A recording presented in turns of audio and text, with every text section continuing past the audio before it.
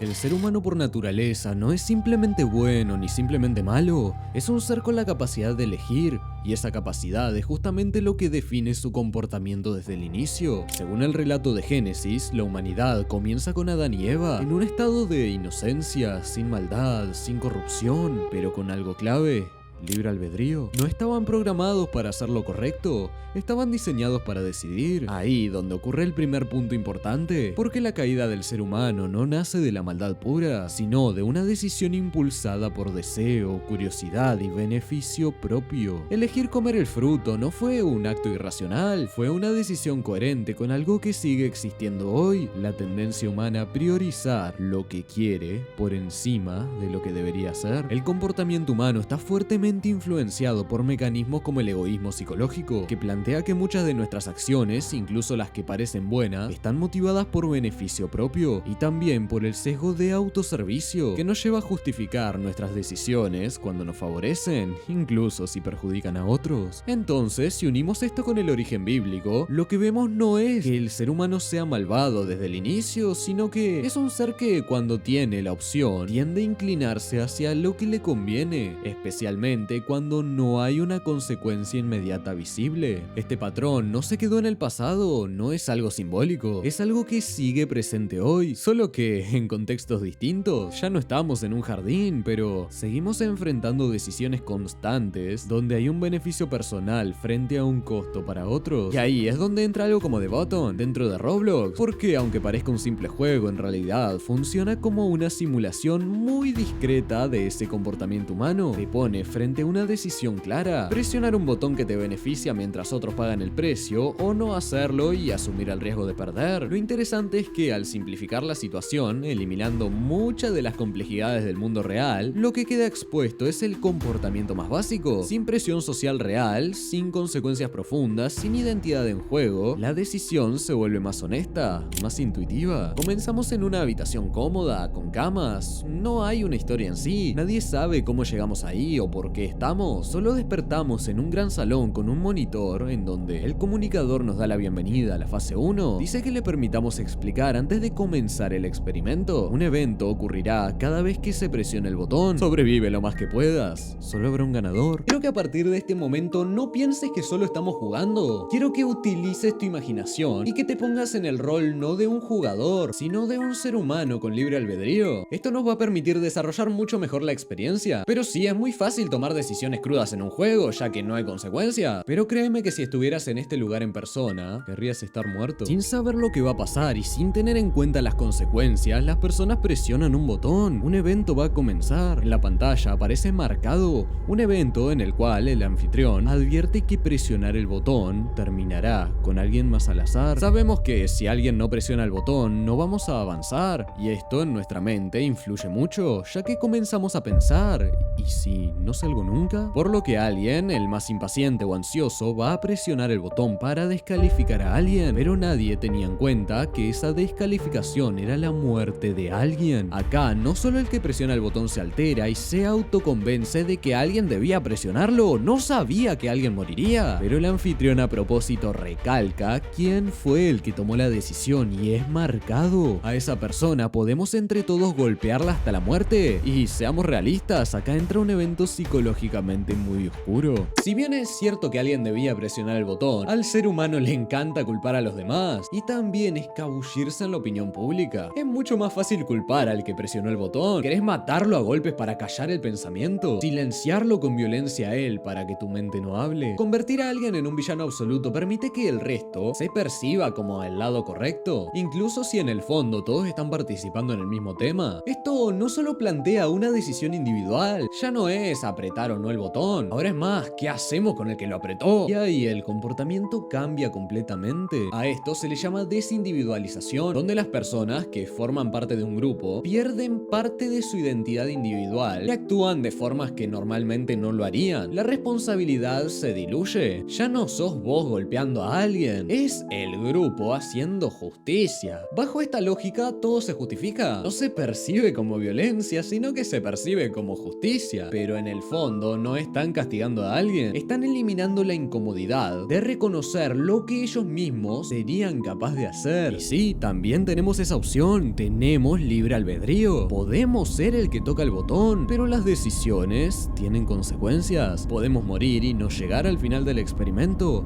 Esto no es una opción ahora, debemos luchar por nuestra vida. Una vez el tiempo para hacer justicia termina, se anuncia a los sujetos eliminados, y es hora de anunciar el siguiente evento, Lugerna. El anfitrión dice, prepárate para correr por tu vida, el Juggernauta vendrá pronto. Y efectivamente, es un momento de masacre brutal, donde si nos encuentra este soldado con una ametralladora, ya sabemos qué pasa. De esa manera nos escondemos con otros sujetos de prueba, solo somos eso. Algunos consiguen barricadas y armas en maletines que van apareciendo y cierran las puertas. Algunos de ellos nos dejan pasar para que nos salvemos. Otros nos dejan afuera, nuestra suerte para morir. Porque, como dijo al principio el anfitrión del experimento, solo habrá un ganador. Y ahí te das cuenta de ese acto cruel de traición, porque a lo mejor alguien te abrió la puerta para que te salves, y esa persona misma sale a buscar a otro superviviente. Vos quedaste adentro y no le abrís después. No sos más que una escoria de la humanidad, pero también debes sobrevivir. El siguiente evento es el campo de minas, un espacio donde debemos caminar sin saber lo que hay abajo. Cualquier pisada en un lugar incorrecto y podés morir, pero acá también hay una prueba adicional. Si alguien pisa una mina, se queda gravemente herido, nosotros podemos revivirlo, pero también podemos ignorarlo. Algunas personas optan por ayudar a otros a llegar a la meta, pero si recordamos esa frase de solo uno sale, entonces deja de ser un acto noble y comienza a ser más una justificación mental. Solo imagina ver ese trauma de ver cómo otros explotan frente a tu cara, ver cómo tus compañeros gritan sin pulmones. No es una escena lejana ni ficticia. Dentro de este contexto, es una situación donde tu mente deja de procesar todo como un juego y empieza a reaccionar como lo que es, una amenaza real. Y ahí es donde el comportamiento humano cambia otra vez, porque cuando el peligro es inmediato, cuando el miedo es constante, cuando la muerte deja de ser una posibilidad lejana, el cerebro entra en modo supervivencia. Ni se te ocurre pensar en moral, no pensás en justicia, no pensás si está bien o mal ayudar a otro, pensás salir vivo. Y eso rompe completamente con la imagen que uno tiene de sí mismo, porque es muy fácil decir yo ayudaría, yo no dejaría a nadie atrás, pero en un entorno donde cada segundo cuenta y cada error te mata, ayudar a otro deja de ser un acto moral y se convierte en un riesgo. Y ahí es donde otra capa oscura del comportamiento humano aparece, la racionalización. Si ayudas a alguien, podés decir que lo hiciste porque era lo correcto. Si no lo ayudas, también podés justificarlo, diciéndote que no podías arriesgarte, que no era tu responsabilidad, que al final solo puede ganar uno y ambas decisiones pueden sentirse correctas desde adentro. Y esta experiencia comienza a llevarte constantemente a ese límite, donde cada situación te obliga a elegir entre lo que crees ser y lo que necesitas hacer para sobrevivir. Y lo más incómodo de todo no es la violencia, ni las muertes, ni el caos. Es darte cuenta de que en el fondo no hay una línea clara que te separe del resto. No hay una garantía de que vos actuarías mejor, porque el mismo sistema que lleva a otros a traicionar, a ignorar o a matar, es el que también te está empujando a vos. Y si hablamos de crudos eventos en donde la humanidad se pierde, es en el evento llamado Caos, evento el cual a propósito está en rojo, y es el único evento de ese color. Este evento plantea, como dice el anfitrión, que cada presión del botón resultará en una eliminación aleatoria. Acá el combate está permitido. Algunos prefieren mantenerse cerca y golpear a otros dominando la zona para que nadie presione el botón y que nadie muera, protegiendo así a todos para no desatar disputas. Otros también buscan dominar la zona, pero para matar a la mayor cantidad de personas posible. Por otro lado, otros se quedan ni lo suficientemente lejos para ser vulnerables, ni lo suficientemente cerca para tomar la decisión. Cada segundo cuenta. Acá el peor lado de la humanidad es sacado. El cuanta más gente elimine, más rápido me voy a ir y más posibilidades voy a tener de ganar. Una decisión despiadada, donde ya no nos importa la otra persona, donde no tenemos que dejar que presionen el botón, donde tenemos que ser nosotros quienes tengan el control para no correr peligro. Y en esencia es una situación cruda, cruel, de supervivencia extrema, en donde no podemos confiar en nadie y en donde pensamos en que las vidas que salvamos antes estaban por morir, ahora pueden traicionarnos y es mejor matarlos nosotros mismos. El evento finaliza con todos los eliminados, cadáveres están tirados y empleados de limpieza vienen a sacarlo. El anfitrión se muestra en la pantalla y dice: felicitaciones por llegar hasta acá, han demostrado ser los los participantes más élite. Avanza hacia la zona final para que las pruebas finales puedan empezar. De esa manera caminamos pensando que no somos participantes élite, somos escorias humanas que mataron, traicionaron e hicieron cosas horribles. Por llegar hasta acá, nada tiene de élite. La moral se borró completamente. Nos dirigimos a la zona final, con pocos participantes ya de pie. Las zonas para escondernos son pocas. Solo podemos guiarnos con la oscuridad, rogando para que no nos vea la gente en caso de haber problema. El evento es seleccionado, el proyecto Alpha aterriza. El anfitrión sugiere que trabajemos juntos porque ellos no pararán hasta que todos estemos muertos. Esta es una lucha donde debemos aliarnos y formar lazos con los otros sujetos, generando no una amistad, pero sí un grado leve de confianza y comunicación con más humanos. Cada SWAT nos golpea y nos saca mucha vida, dependiendo de otros para que nos ayuden y así irlos matando, hasta que de a poco se van eliminando arduamente. Algunos participantes mueren y otros viven, pero con vida contada. Este experimento es tan crudo que el anfitrión recalca que este grupo especial está entrenado de una manera tan brutal que no van a parar hasta que nosotros, los sujetos, estén todos muertos. Imagina el nivel de supervivencia, instinto y fuerza histérica del ser humano que tenemos nosotros, sin entrenamiento y sin conocimientos previos de combate, que logramos vencer al grupo especial. Este experimento es muy oscuro porque está viendo el límite de la capacidad humana, donde los principios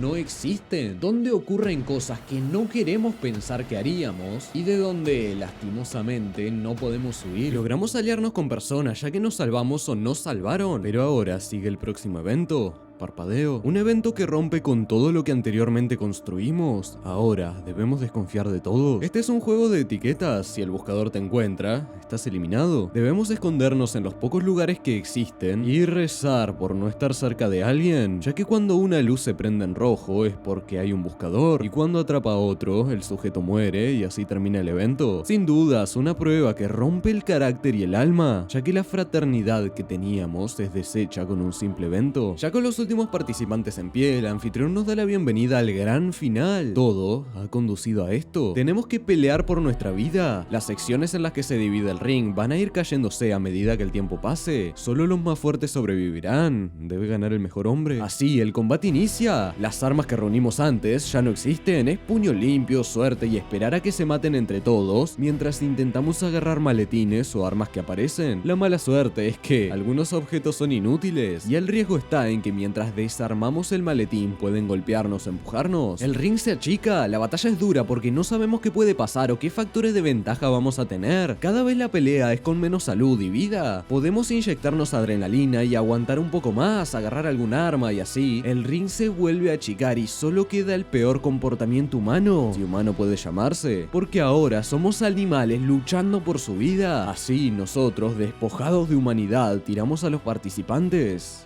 y ganamos. El anfitrión anuncia a los eliminados. Ya estamos solos, el combate ya pasó. Somos la única persona que puede tocar el botón. Al presionarlos, el anfitrión dice que antes que nos vayamos, quiere mostrarnos algo. Somos llevados a un pasillo con luces tenues, largo, que te invita a pensar en todo lo que hiciste, en la sangre que tenés en tus manos y la oscuridad en la que te metiste. Una puerta se abre con una televisión central. Es el anfitrión, ese ojo que nos llevó a hacer cosas atroces. Estoy seguro de que tienes muchas preguntas. Todas serán respondidas en la segunda fase. Debes saber que este experimento tiene un propósito. Va mucho más allá de estas cuatro paredes. Dime, después de todo lo que has visto, ¿la vida merece continuar? Ahí comenzamos a recordar todos los sacrificios, todas las desesperaciones, todos los pecados. Pero tenemos certeza de algo, esas vidas ya no están. Debemos honrarlas y que no sean en vano sus muertes. Es así como seleccionamos que sí. El anfitrión responde: después de todo lo que viste, eliges dejar que continúe. Me pregunto lo que ves en la vida que yo no. Quizás algo que todavía tengo que comprender. Es una vergüenza que la fase aún no haya tenido éxito. Te deseo suerte en la segunda fase. Sin embargo, la pantalla se apaga y ya no hay nada más. Ahí nos damos cuenta de que en realidad esto nunca tuvo un sentido comprensible. El objetivo del experimento momento no sabemos lo que es, ni siquiera saliendo vivos, ya que la fase 2 es volver a la fase 1 y que el infierno continúe una vez más. Y cuando todo termina, cuando sobrevivís y cuando pensás que el objetivo era llegar a la segunda fase, es ahí donde te das cuenta de algo mucho más incómodo. Nunca se trató de avanzar dentro del juego. La segunda fase no es otro nivel, no es otra sala, no es otro experimento. La segunda fase empieza cuando salís, porque todo lo que viste, todo lo que hiciste, todo lo que justificaste dentro de un entorno que parecía un simple juego, era una representación, una versión simplificada, casi infantil, pero con decisiones humanas reales. Y ahora cargas con eso, con el entendimiento de que puesto en ciertas condiciones, podrías hacer exactamente lo mismo, que la moral no es fija, depende del contexto, que las decisiones no son blancas o negras, sino convenientes o necesarias. Lo peor de todo es que al volver al bucle nos encontramos con más pruebas o incluso otros mapas. Debemos enfrentarnos a plagas de zombies, a más traición y a lo que más carga nos da, ver cómo humanos inocentes son deshumanizados, algo que antes no veíamos porque éramos parte del experimento sin saber nada, pero ahora que sabemos, es duro. Lo peor de todo es que por alguna razón seguimos peleando por nuestra vida, tanto que si volvemos a llegar al final otra vez nos enfrentamos con la decisión, después de todo lo que viste, ¿vale la pena seguir viviendo? Y ahí nos ponemos a pensar en todo lo que hicimos, por lo que pasamos y qué nos espera afuera. Ya no hay nada que nos vaya a alegrar, ni algo tan crudo que nos haga poner tristes. Ahora no sentimos por todo lo que vivimos. Es así como seleccionamos la opción de no. Sobrevivimos a todas las pruebas, matamos a muchas personas, traicionamos a otras para vivir. Pero ahora que estamos solos, ¿qué sentido tiene volver al mundo? El anfitrión dice, un participante que finalmente entiende. La fase 1 puede ser marcada como exitosa. Te llamarán malvado, pero en realidad es el acto de un salvador. ¿Qué crees que pasa después de morir? Y de esa manera, simplemente morimos sin dejar rastros de lo que alguna vez fue este experimento. Y el anfitrión al final dice, nada.